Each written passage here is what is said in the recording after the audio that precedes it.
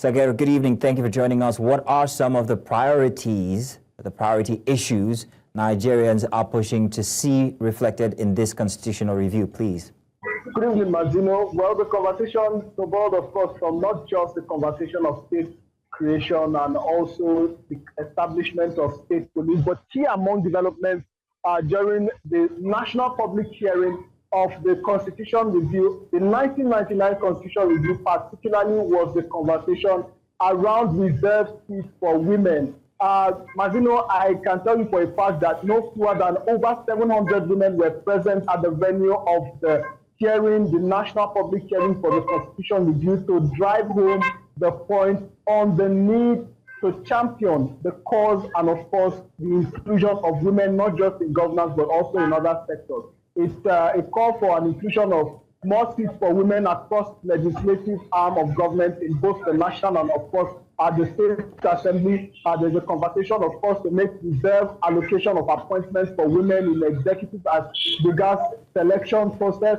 And this went on and on and on. But then again, other conversations on the issues that were raised during the constitutional review hearing were on state creation, on the need for an inclusion of an independent candidacy in the Electoral Act, and also on the conversation of diaspora voting. This, among many other conversations, formed the national public hearing convened by the Federal House of Representatives earlier today.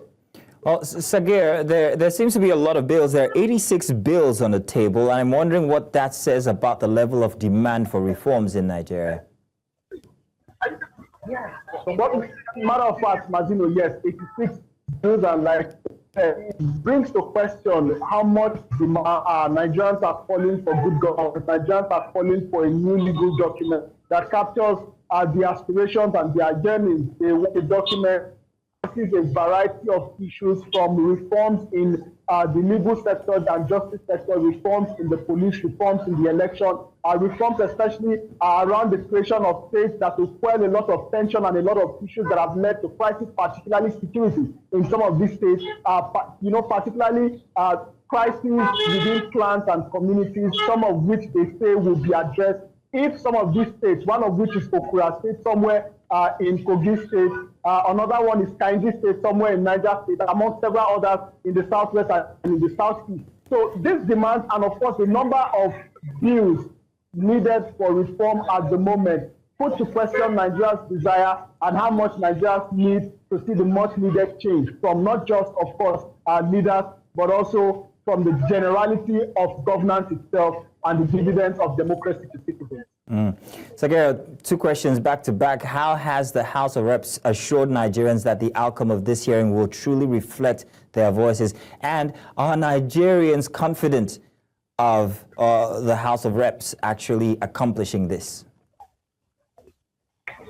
Well, the Speaker in his remarks emphatically mentioned that the intention of the National Assembly, not just the House of Representatives, is to ensure proper representation among Nigerians in this 10th Assembly. He went on also to mention that the National Public Hearing provides yet another opportunity for Nigerians who were unable to make their submissions, their contributions, their comments, their concerns, and also their questions during the several zonal hearings that held across different regions of the country. He says this provides yet another opportunity for Nigerians to convene again to drive home their demands and to drive home their points. And by all means, Nigerians, of course, did not miss this opportunity. The venue of the hall at some point had to be expanded to accommodate more Nigerians who came in their droves, particularly women, to drive home this much needed demand for reform across various sectors.